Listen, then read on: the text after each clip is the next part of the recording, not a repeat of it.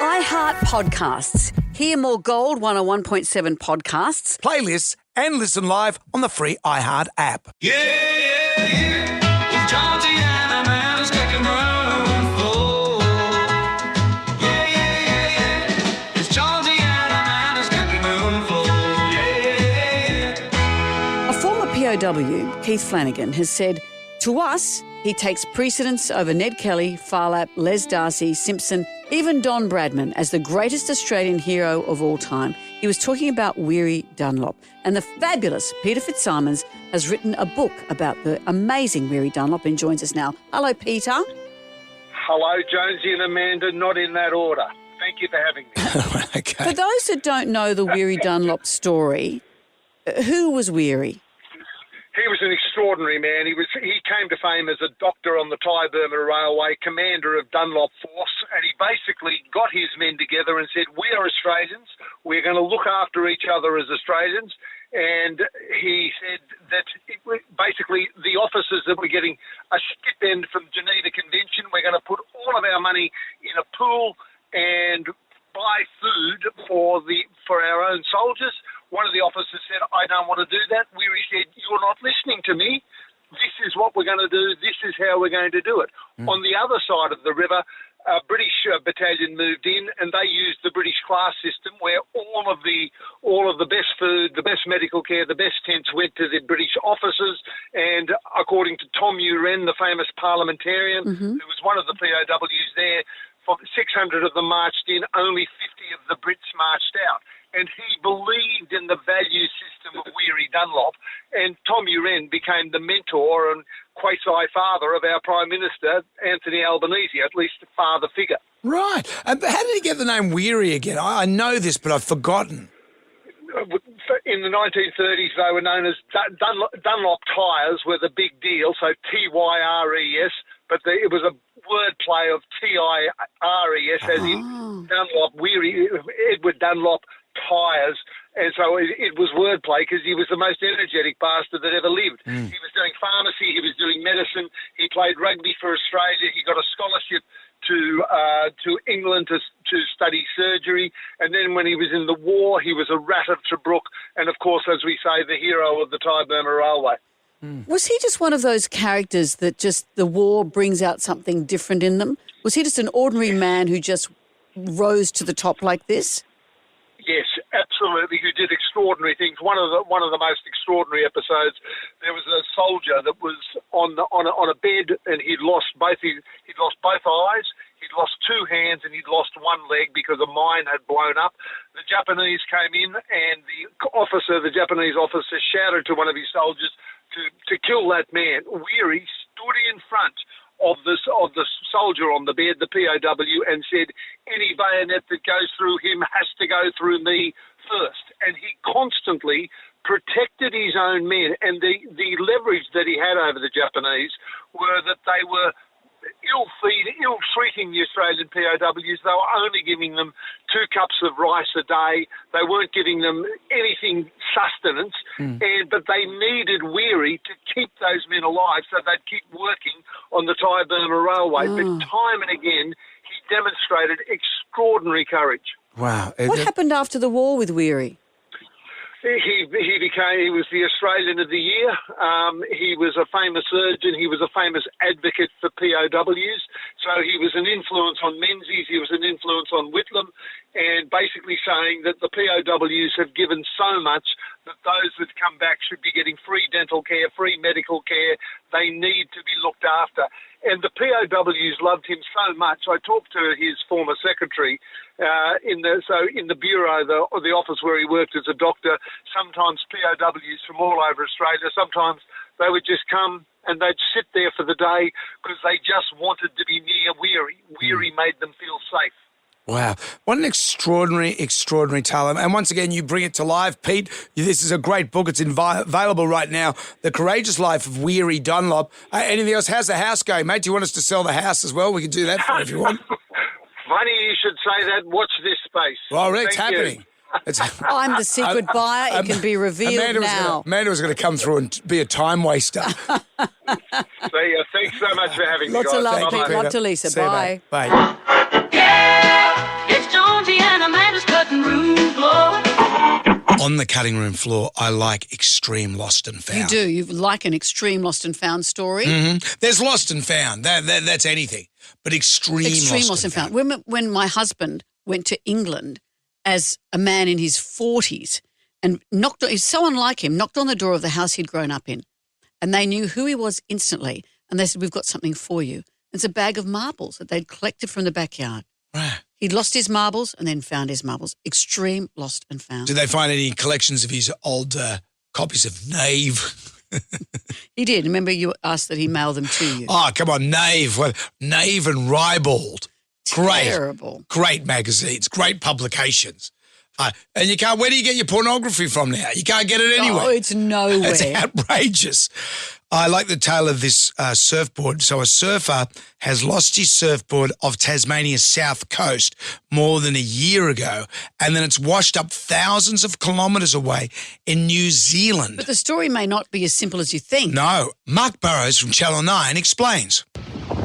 Kite surfer Alvaro Bon made the find in Raglan Harbour on New Zealand's North Island, a custom surfboard covered in mussels and barnacles. 1 minute, Alvaro is a kite surfer. Next, is a detective. The shape of the board is made for very big waves. He hit Facebook and quickly the owner, Liam, a Tasmanian, came knocking, explaining it fell off a boat on the Tassie coast 18 months ago. But how did it drift 2,500 kilometres from Tassie? One theory, it was picked up by the East Australian current. The other explanation, it was caught in the Antarctic circumpolar current. That the surfboard went south, got it hitched a ride on a really fast part of that current and went all the way around the world before washing up in New Zealand. I had some current try to nick me board one time. When people look at you on your board, do they never say, "Look at the muscles on that"? They do. They always go, "Hang on a minute, he's been out to sea for some time." You know, it's an interesting thing. Remember the story of the floating rubber duckies? Yes. Tiny little rubber ducks. Now, what happened there? Was it a container ship or was it an experiment? This is the thing. No, but it has ended up being an experiment in plastics and how they can move through the ocean. So these things were called the friendly floaties, a group of plastic bath toys. Were on a ship 1992. They went on a holiday. They were being shipped from China. There was an accident off the North Pacific. The container had about 28,000 of these bath toys, went into the ocean. And for years and years and years afterwards, they've turned up in the strangest places. Some of them have ended up in Australia. Then 15 years and 17,000 miles later, they've ended up in the British beaches, Britain and Ireland in the mid-2000s. And are they in good order? They are, because as they say here, they're kind of self-contained. They don't take in water. They're buoyant, very uniform. So the way they floated, it's given oceanographers a very interesting way to study ocean currents because they didn't sink. So every few years there'd be another eddy of them somewhere. And what about the story of Plastic Island? It's like Love Island. Without the venereal diseases. This is a big floating garbage patch It's like Love Island. in the North Pacific Ocean. It's 3 times the size of France. This is shameful. The world's biggest ocean waste repository. 1.8 billion pieces of floating plastic. An American boat captain and oceanographer was horrified. He's the first person who raised the alarm of it. On his way back from a famous boat race in 1997, he saw this sea of plastic. It took him 7 days to cross it. Can you actually walk across it? I think he was able to forge a path through it. I don't think it's all floating. Yeah, right. So he was like an icebreaker through the iceberg. I was about to say that there's your housing crisis solved right away. You've got this giant plastic island ready to go. Yeah, no. It's a new country. Yeah, I don't think it's solid enough. I like how you're thinking, but no. But people are signing up for Plastic Island just hearing us talk about it. That is not Love Island, although people are signing up for that. Bring your own STI chart. Hey, hey, hey, get ready, everybody, here's some more of Jonesy and the Madness Cotton Room Floor. Hey, hey, hey, hey, get ready, everybody, here's some more of Jonesy and the Madness Cotton Room Floor. Hey, hey, hey, are you ready for more? On the cutting room floor today, what have we got today? There's a growing Christianity amongst younger people, which I think is very It's interesting. good. It's better than being little heathens. Quite true. And, well, I think heathenism's okay as long as you abide by... No, I think it's hedonism. Is hedonism and heathens the same? No. Isn't a heathen a non-believer? Yeah, but a hedon is someone who's headstrong and believes in this power of themselves, I think. Hedonistic. That's right. You I can thought be it a was all- heathen and not be hedonistic. I always, when I think of the hedonistic lifestyle, I think of Eyes Wide Shut, that movie with Tom and Nicole. Yeah. Well, let's look how well that went for them. Let's look at the story of Caitlin, Kaytlin. Yep. Caitlin and Drew. They are non-denominational Christians. They're in America. So they identify with Christianity, but not a particular specific branch of it. Yep. When they started dating in 2021, they decided they'd wait until marriage. And that's fair enough. A lot of Christian couples do that. For the sex. But not just the sexual bit, for kissing as well. This is where I think this is an interesting story. They have said, for us personally, we knew our top love language was physical touch. Well, how did they know that? They said, and in knowing that, we wanted to be wise in our approach to boundaries. They felt that, quote, kissing could be a gateway that leads to physical intimacy. Oh, yeah. So they swore to never sneak a smooch before they walked down the aisle. Oh. Let's discuss their whole story, then we'll come back to how you feel about it. So they went so far as to never being alone in the house together. So they were never tempted to jump on each other's bones. Caitlin has been an open book on social media about the couple's traditional decision, saying it came with online comments from people who said that she must have had a lot of self-control, and others saying kissing isn't the end of the world. And someone else has said, bro, fighting for his life, our end. Girl, that's your friend of 2 years, said someone. Interesting. Someone else has said, I don't understand how you can be in a relationship without any romance. What makes your partner stand out from your friends? It's interesting. What separates your romantic partner? I guess just your feelings. It's the intimacy, really. So when the Browns finally said their I do's and they kissed at their wedding day, the crowd of family and friends erupted in a loud cheer. Our wedding day was special, they said, as they humped on the altar. They didn't really.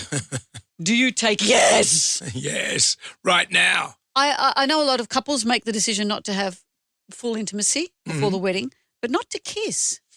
Well, yeah, I guess it's anthropological. That's you fall in love with someone, the spark is there, and then the kissing is that, it's that taste test, if you will, of does this person suit you? Can you tell whether a person suits you from the kissing? Because there'd be others who'd say the kissing's one thing. You can't tell if you're up for a life of sexual compatibility until you go the whole way. So if you only kiss and don't do the rest of it, is that enough of a taste test? But you're on the... It's all shades of the same journey. Yeah. You're all on the same page, I guess. You know, if you haven't tied them up and had B and S. Is that what it is? Bondage and B and D. What's B and S? Bachelor and spinster's ball. Or B and D. Do you know enough? A Black and Decker. At which point do you think you know enough? I don't know. That is very, very curious because on one hand, I'm thinking, well, how do you know? It's like buying a car sight unseen and then getting it and going, well, I don't like it. There's still sight unseen. There's sight seen. You're not married at first sight. You can see each other. Yeah, but if you get a car and you look at it on the lot and you go past that car every day and you go, well, geez, I really want to drive that car. And is it well, I guess keeping this analogy going, what separates that from other cars in the lot is that you have feelings about that car. So you look and that might be enough to tide you over till you buy it. But you look at The Bachelor. We're watching The Golden Bachelor at the moment, and he's kissing all those ladies. And we accept that as part of a try before you buy thing. As most of us in our culture do. Most of us don't marry the first person we've kissed. No. And, this is the choice they've made, that they've chosen to be devoted to each other without testing the physical stuff. Yeah. I wonder how long ago did this happen? They started dating in 2021 and they've just married. They've been partners, engaged for 2 years. For 2 years. As someone said here, bro, that your friend. Without any sex or intimacy. Mm-hmm. I could beat that. I've been married for 30. Hold my beer. Yeah. Miss Jonesy and Amanda's cutting room floor. On the cutting room floor today. Well, we had a big radio event yesterday where we got to spruik our wares. We had to get out the trestle table and sing for our supper. Yeah, how'd your singing go? Pretty good. Yeah. Almost as good as my dancing. Yeah, well, we didn't get much supper. But in the process of turning up to Spruik, the station and our show and all the things that we love, I had my makeup done, my smash repairs as I like to call it. But when I actually, incidentally, the minute they'd finished doing my makeup, I went to get changed in the hotel bedroom where we were, and I did the slowest fall of all time. And my face, in slow motion, smeared slowly down the side of the white bed. Yeah. I left an imprint that looked like Shroud of Turin. But often what happens when I get my makeup professionally done, there's lots of individual little eyelashes that get stuck on. And when I go home and I try and wash them off, they end up all over my bathroom. And I think, God, what's that? What happens if you just left them on? Can you do that? They'd eventually fall off. They're just glued with not. Is it dangerous for you? I don't. Not dangerous. Not dangerous, but it's better for your skin and for everything that they come off intentionally. Because I always imagine they test them on animals. Do they still do that? So you put them on a rabbit. You've seen those beagles blinking and winking at you at the shops. It's like Bugs Bunny when he was trying to woo Yosemite Sam. Dressed as a woman with big long eyelashes. Rascally rabbit. But the reason I mention all that is I saw this great thing from a woman saying, I just got a text from my mother. She's having trouble sticking lashes on without her glasses. And next to that, there's a picture of her false eyelashes on the table. And she said it turns out she was trying to glue a dead fly to her eyelid. No. Because they do look like insects. They do. They look like little bugs. Oh, and you can't, I could see what happens there. You can't put eyelashes on with glasses on. Because you got the glasses. So she's putting dead flies on her eyes. Oh, no. She'll be buzzing about that for years. No. Instead of eyelashes, she's got fly lashes. She's going out to get maggot before she gets maggot. See if I've got any more. She can't keep her eyes off the cake, literally. Let's see if I've got any more. No, I think that's about it. I think that's probably about it. It's funny, ladies in eye makeup, though. I don't see you often without eye makeup. No, well, like you see me in a work mode. Yeah, in work mode. I know this terrible story you tell about your sister-in-law that you think is funny, but no wonder she ran screaming from the room. Well, no, my sister-in-law has worn 70s mascara eye makeup. Tammy Faye Baker style. No, the mascara. Yeah, but that's membership. Tammy Faye had that really thick mascara. Your sister-in-law's lovely looking. Eyeliner. She has the eyeliner and the mascara. Right. And she also had the drawn-on eyebrows, didn't she? Well, she's Tammy yours. Faye, Tammy Faye Baker. Yeah, she did. Okay, Catherine doesn't have No. that. She did pluck her eyebrows to an inch of their lives and they never grew back. This is the problem with women, and I'm one of them. You pluck your eyebrows, never grow back, but your chin hair never stops growing. What's with that? What's with that? You know, yours goes do-do-do-do-do-do. It's like a magician's Pardon? trick. Nothing. Anyway, one day we were staying over at their place and Catherine came out with absolutely no eye makeup. Yeah, of course, she's in her own home. And I thought her eyes had fallen off her face. I said, where's your eyes? Why would you say anything? She looked like a store mannequin. You know those ones that don't have any features? Like, You know, why do people point these things out? What about at this event yesterday? And I was shocked. Someone who looked a little different because a man had oh, yeah. some hair thickening Well, treatment. that's young. Let's not talk about his name in case he doesn't We'll want just that say in the known. network and you can work it out. Someone that does a radio show. Yeah, don't say any more. But On you this said to network. him, "Why? What have you done to your hair?" No, I And said. then someone else said, No, look, in front of a big group photograph, "Oh, look at his new hair." No, I said, you look different. I didn't recognise you. What's different about you? Oh, why Have you would lost weight? Is there something different? Why would you do And then this? he said, I've got hair. I went, oh, man, that looks great. I don't think that's a bad person. Then another person, similar vintage to me, In said, front of a group of 40 as having we're all a getting a photograph photo, taken. and he goes, oh, what have you done to your hair? Yeah. And he said, I've got hair. I think you can join all the dots there. I know. Just shut your pie hole, people. Everyone shut their pie holes. You got a bug on your face. Hey, hey, hey, everybody here's some more Jonesy and Amanda's cutting room floor. Hey, hey, hey, get ready, everybody, here's some more Jonesy and Amanda's cutting room floor. Hey, hey, hey, are you ready for more? On the cutting room floor today, Australia has a lot to be proud of in terms of our inventions. And it's not all football, meat pies, kangaroos and Holden cars. We should be singing songs about our actual inventions. Do you want me to take you through a list of our Aussie ingenuity inventions? Rightio, this is fun. This is the top 10. Yep. Someone's collated this. Let's see what we've got. Well, I start at number 10. I think that would make sense. 'Cause Number if 10 you- Downing Street. Well, if you go from number 1, then everyone goes, who cares? Well, some of the other ones are more interesting. Number 10 is the goon bag. Respect. Respect. I think also, is the wine cooler in Australia? I think Yeah. if you go to the Powerhouse Museum, you might see that on display. Yeah, the Decor Yeah. wine cooler. You also That's an might see it Australian invention. over my arm sometime. What a great thing. Number 9, Yep. the dual flush toilet. Bravo.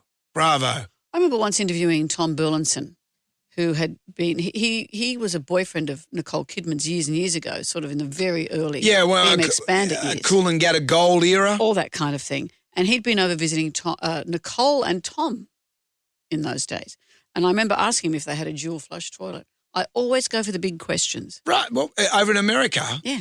well, they don't have dual flush in America. Well, that's probably, I thought, how posh is the house? Doesn't have dual I flush. like the fact that you can do something in the dunny and think, okay, that's going to need a bit more. So it gives you an opportunity. That's what you like about it. That's what I like about it, because it gives you an option. You go, okay, well, clearly, yeah, that's going to need the big bar, because they've got the little bar. And this is the other thing with the dual flush toilet, which I find odd. Sometimes the big bar of the toilet Yeah, flushes less. flushes less, and the little bar is the full battle Or station. sometimes also the new bathroom iconography, I think, is that little or is that big? Yeah, you don't know. Not my works. What I mean is, it's like you think, is that men's or women's on the Yep. toilet door? They've gone too fancy with the buttons. Sometimes I press both buttons at once. Do you get a big 3 flush? Well, that's That's if you've passed some bones. yeah, that's we're going to need a bigger boat. How about, well, speaking of bigger boats, number 8, Speedos. Yep. Do you wear them? No. I do wear them under my wetsuit, but no. Do you ever walk around in them? No. You've been on national television, well, in the nude, okay. but also on the living room. Okay. You did stand-up don't rub your face. Yeah, okay. You did stand-up paddleboarding in a Speedo early in the morning. Yes. Yeah. Why? Didn't do anyone any favours. Number 7, polymer banknotes. Our notes are the I most. thought I was a stripper. I'm polymer banknotes. Our notes are the most hard to counterfeit banknotes in the world. Yeah. So right on us. Right in on America, all their notes look the same. A $1 bill looks exactly the same as a $5,000 There's no different bill. colours. And they say, look at these colours Yeah, when they- you come in and go, well, yeah, how can you tell the difference with They yours? just go, can we get some Benjamins? That's what Benjamin they- Button. Benjamin Franklin. That's I what know. they call them, Benjamins. Why? They're not all Benjamins. No, because Benjamin's on all of them. Is he? Yeah, but there's other stuff on there, but Benjamin's largely. So how can you tell if he's on all of them? Do you just have to read the numbers? You got to read the numbers. All right, number 6, the black box flight Yep. recorder, Australian invention. Not black orange, but yes, everyone knows that. Okay, big show off. The pacemaker Yes. is Australian. Yeah. That's Way to pretty go, pretty us. good, aren't we? Way to We go, are the us. clever country. Number 4 was the ultrasound. The ultrasound. Imagine if we hadn't invented the ultrasound, where would current affair be? How could they have stories without the ultrasound? Remember the ultrasound ogre? I do. Pregnant mums' most treasured moment, but they're all fake. Hundreds of women fleeced by Australia's ultrasound ogre. Yeah, she's taken that invention and run with it. I think that what she was doing as well, she just had a loop. Of It wasn't- generic ones. Of generic ones. So it wasn't even an ultrasound. She just hold a highlighter pen over the pregnant lady's stomach and go, as you can see, your little child there. Yeah, look, it's reading a book. It's got horns and a tail. It's the devil. Number 3 of the top Australian inventions, the cochlear implant. Very, very good. Very impressive. Yep. Number 2 is Google Maps. I did not know that. Neither did I. So when Lara Bingle said, where the bloody hell are you? We Yep. can say, well, have a look. Why don't you Google it? Why don't you Google it? Number 1, Number 1, here we go. Wi-Fi. Whoa. I know. Whoa us. I think we sort of made it We because adapted it. Yeah, well, I think CSIRO did. they came up with it and there wasn't a patent on it, but we kind of semi-nicked it. But we have such an inept government here, they didn't get behind it. So they get behind other stupid stuff, like appreciate the Sunday. Excuse me, that's my favourite day of the year. They don't get behind the stuff that we should have. Well, Like- I think didn't CSIRO invent that? And Yeah. then they sold it, I think, to a patent company, and then Yeah. the clever country, we came up with a better way of doing it. Because Australia, the whole thing for us, necessity is the mother of invention. When Australia was so far away from the world, we were importing American cars, English cars here, and they weren't suited to Australian conditions. And also, it wasn't like the old days where you get a giant ship to bring the cars. They could only bring so many cars.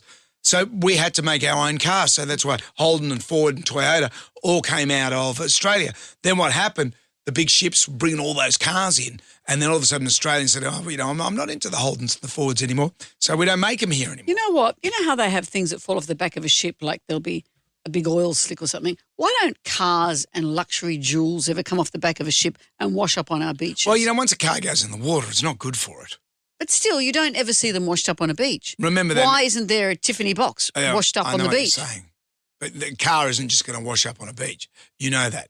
Cars and water don't mix. Do they sink? Yes, of course they sink. Remember that when you're following Google Maps down a boat ramp because you think it's damn Australian invention. It's told you where to go. Okay, kids, that's it for today. Come back tomorrow for more Jonesy and Amanda's cutting room floor.